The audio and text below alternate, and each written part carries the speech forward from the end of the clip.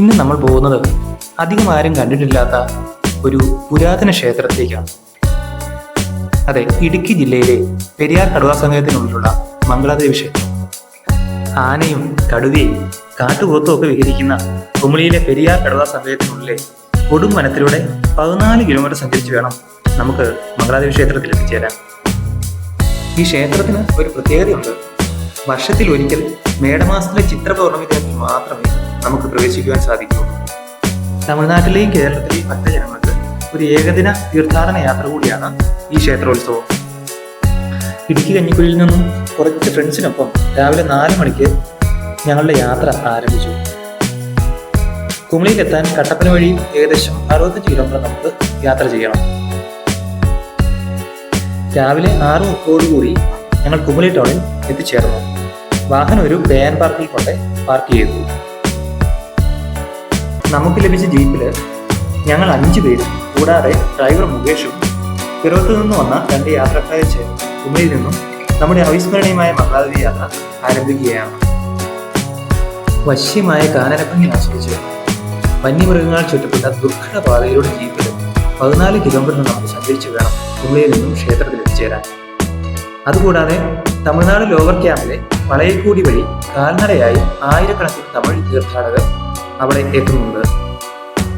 സമുദ്രനിരപ്പിൽ നിന്നും ഏകദേശം 4000 അടി ഉയരത്തിൽ കടുവകളടക്കം ഇര തേടുന്ന ഒരു പ്രദേശത്താണ് നമ്മുടെ ഈ ക്ഷേത്രം നിലകൊള്ളുന്നത്. കുമളിയിൽ നിന്നും ടാക്സി പെർമിറ്റുള്ള ജീപ്പുകൾക്ക് മാത്രമേ ജില്ലാ ഭരണകൂടം മംഗളാദേവി യാത്രയ്ക്ക് അനുവാദം നൽകിയിട്ടുള്ളൂ. രാവിലെ ക്യൂ നിന്ന് നമുക്ക് ട്രിപ്പ് ജീപ്പുകൾ 120 രൂപ നൽകിയാണ് അവിടേക്ക് പോകാൻ സാധിക്കുന്നത്.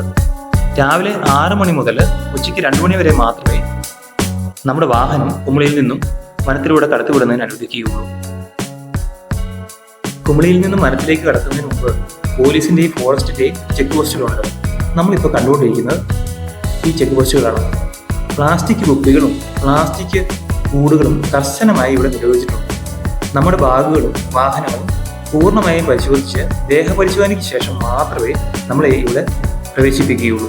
നമ്മളിപ്പോൾ കടന്നു പോകുന്ന വഴിയിൽ വന്യമൃഗങ്ങൾക്ക് വെള്ളം കുടിക്കുന്നതിനായി ചെറിയ കുളങ്ങൾ തയ്യാറാക്കിയിരിക്കുന്നതാണ് നമ്മളിപ്പോൾ കാണുന്നത്. ദിവസങ്ങളോളം തയ്യാറെടുത്തിട്ടാണ് വന്യമൃഗങ്ങളെ നമ്മൾ യാത്ര ചെയ്യുന്ന പാതയിൽ അകറ്റി നിർത്തിയിരിക്കുന്നത്. ഏത് നിമിഷവും വന്യമൃഗങ്ങളുടെ ആക്രമണം ഉണ്ടാകുമെന്നതിനാൽ ആയിരക്കണക്കിന് പോലീസുകാരും ഫോറസ്റ്റുകാരും നമ്മുടെ സുരക്ഷിത യാത്രയ്ക്ക് യാത്രയിലുടനീളം ഇവിടെ വനത്തിൽ സുരക്ഷ ഒരുക്കിയിട്ടുണ്ട്.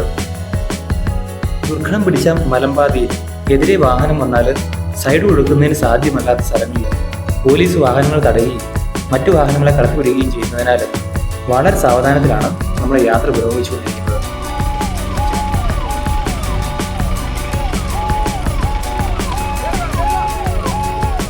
ചെങ്കുത്തായ പാതകളിൽ വളവും തിരിവും ചാടി മറിഞ്ഞ് വളരെ സാഹസികമായാണ് ഈ മുന്നോട്ട് പോകുന്നത്. നമ്മുടെ ഡ്രൈവർ മുകേഷ് വളരെ ഭംഗിയായി സ്പോർട്സ്മാൻ ഫിറ്റോടുകൂടിയാണ് വണ്ടി ഓടിക്കുന്നത്. നിബിഡ വനമേഖലകൾ കഴിഞ്ഞോടുകൂടി ദൂരെ വലിയ മൊട്ടക്കുന്നുകൾ നമുക്ക് കാണുവാൻ സാധിക്കുന്നതാണ്. മലഞ്ചെരുവിലൂടെ വാഹനങ്ങൾ നിരനിരയായി നീങ്ങിക്കൊണ്ടിരിക്കുകയാണ്. വാഹനങ്ങൾ തിരികെ ഇറങ്ങി വരുന്നതിനാലും നമ്മുടെ ജീപ്പ് വളരെ സാവധാനത്തിലാണ് നീങ്ങിക്കൊണ്ടിരിക്കുന്നത്. നമുക്കിനി ഏകദേശം 3 കിലോമീറ്റർ കൂടി യാത്ര ചെയ്യേണ്ടതുണ്ട്.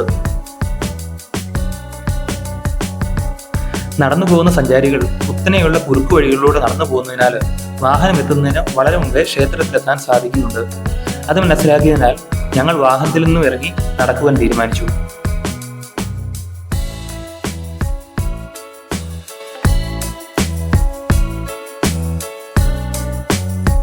മനോഹരമായ പെരിയാർ കടുവാ സങ്കേതത്തിന്റെ കൂടുതൽ ദൃശ്യങ്ങൾ ഇതുമൂലം നമുക്കിപ്പോൾ കാണുവാൻ സാധിക്കുന്നുണ്ട്. ഇപ്പോൾ എവിടെ നോക്കിയാലും ഒട്ടക്കുന്നുകളും പൂമേടുകളും എത്ര മനോഹരമാണ് ഈ കാഴ്ച. നമ്മളിപ്പോൾ കാണുന്നത് മുല്ലപ്പെരിയാർ റിസർവോയറും അതിന് ചുറ്റുമുള്ള നിബിഡ വനവുമാണ്. തമിഴ്നാടിന്റെ മനോഹരമായ ഒരു കാഴ്ചയാണ്. ഇടുക്കിയുടെ അഴക് അതിന്റെ എല്ലാ അർത്ഥത്തിലും വിശാലമായ ഫ്രെയിമിൽ നമുക്ക് കാണിച്ചു തരുന്ന സ്ഥലത്താണ് മംഗളാദേവി ക്ഷേത്രം സ്ഥിതി ചെയ്യുന്നത്. തമിഴ്നാടും കേരളവും തമ്മിൽ അവകാശ തർക്കം നിലനിൽക്കുന്ന ക്ഷേത്രമാണിത്. ക്ഷേത്രത്തിന് 2 ശ്രീകോവിലുകളാണ് ഉള്ളത്. മേടമാസത്തിലെ ചിത്ര പൗർണമി ദിനത്തിൽ ക്ഷേത്ര ശ്രീകോവിലുകളിൽ ഒന്നിൽ തമിഴ്നാടിനും മറ്റൊന്നിൽ കേരളത്തിൽ പൂജകൾ നടത്തുന്നതിനും പൊതുജനങ്ങളുടെ പ്രവേശനത്തിനുമുള്ള അനുവാദമാണ് നിലവിൽ നൽകിയിട്ടുള്ളത്. ഇത് ഒരു കണ്ണകി ക്ഷേത്രമാണ്. സംഘകാല കൃതിയായ ചിലപ്പതികാരത്തിലാണ് കണ്ണകിയുടെ കഥ പറഞ്ഞിരിക്കുന്നത്. മധുര നഗരത്തിൽ കണ്ണകിയുടെ ചിലമ്പുകളിലൊന്ന് വിൽക്കാനെത്തിയ കണ്ണകിയുടെ ഭർത്താവ് കോവലനെ രാജകൊട്ടാരത്തിലെ പെരുന്തട്ടാൻ ചതിക്കുന്നു. രാജ്ഞിയുടെ ചിലമ്പ് മോഷ്ടിച്ച് തട്ടാൻ കോവലൻ കൊണ്ടുവന്ന ചിലമ്പ് രാജ്ഞിയുടേതാണെന്ന് രാജാവിനെ തെറ്റിദ്ധരിപ്പിക്കുന്നു. ഇതിൽ കോപാകുലനായ രാജാവ് കോവലനെ നിർദാക്ഷിണ്യം വധിക്കുന്നു. ഇതറിഞ്ഞ് കൊട്ടാരത്തിലെത്തിയ കണ്ണകി തന്റെ കൈവശമുള്ള രണ്ടാമത്തെ ചിലമ്പ് രാജസന്നിധിയിൽ കാണിക്കുകയും രാജാവിന് തെറ്റ് ബോധ്യപ്പെടുകയും തട്ടാന്റെ ചതി മനസ്സിലാക്കുകയും ചെയ്യുന്നു. കോപാകുലയായ കണ്ണകി തന്റെ ഇടത്തെ മാറിടം മുറിച്ചെറിയുകയും മധുരാനഗരം ചാമ്പലാകുന്നതിനു വേണ്ടി അഗ്നിദേവനോട് പ്രാർത്ഥിക്കുകയും ചെയ്യുന്നു. അഗ്നിദേവൻ പ്രസാദിക്കുകയും പ്രാർത്ഥന സ്വീകരിക്കുകയും മധുരാപുരി കത്തിച്ചാമ്പലാക്കുകയും ചെയ്യുന്നു. കണ്ണകി പാണ്ഡ്യ തലസ്ഥാനമായ മധുര കത്തിച്ചതിനു ശേഷം മംഗളാദേവി ക്ഷേത്രം സ്ഥിതി ചെയ്യുന്ന സ്ഥലത്തെത്തുകയും 14 ദിവസം അവിടെ താമസിക്കുകയും ചെയ്തു എന്നാണ് ഐതിഹ്യം.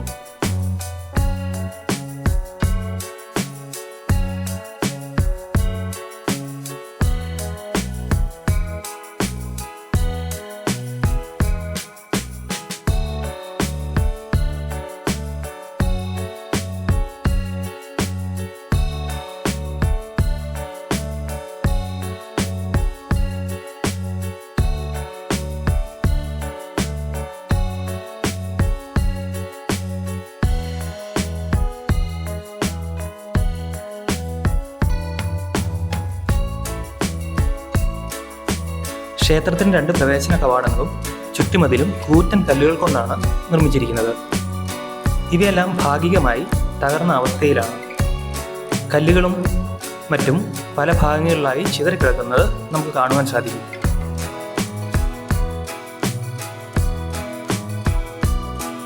മുൻകാലങ്ങളിൽ നടന്നിട്ടുള്ള യുദ്ധങ്ങളിലോ കൊള്ളയിലോ ഈ ക്ഷേത്രം ഈ വിധത്തിൽ നശിപ്പിക്കപ്പെട്ടതാകാമെന്ന് കരുതുന്നു. ക്ഷേത്രത്തിന്റെ അവശിഷ്ടങ്ങൾ ചുറ്റുമതിലിനുള്ളിൽ അവിടെ ഇവിടെയായി ചിതറിക്കിടക്കുന്നത് നമുക്ക് കാണാം. കരിങ്കലിൽ കുത്തി ശില്പങ്ങളും ഗുഹകളും ഈ കരിങ്കൽ കൂട്ടത്തിന് അടിയിലുണ്ടെന്നാണ് വിശ്വാസം.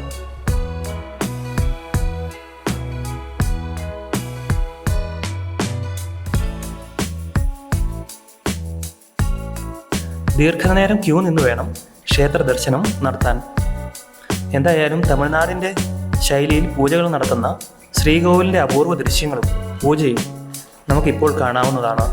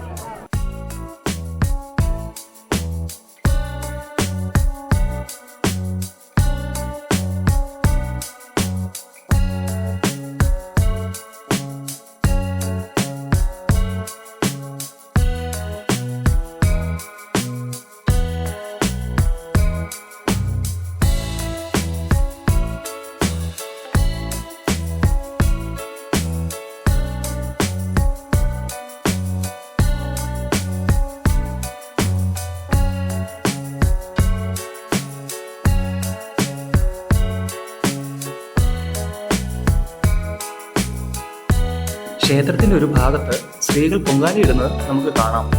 ഇത് ഇവിടുത്തെ ഒരു ആചാരമാണ്.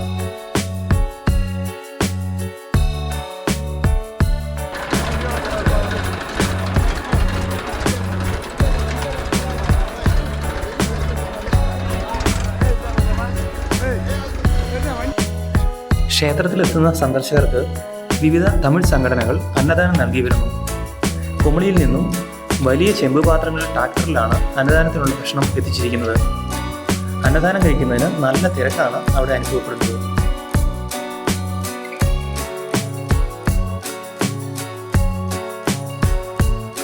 നമുക്ക് തിരികെ പോകേണ്ട സമയം അടുത്തിരിക്കുന്നു. നമ്മുടെ ഡ്രൈവർ മുകേഷ് വണ്ടിയുമായി എത്തിയിട്ടുണ്ട്.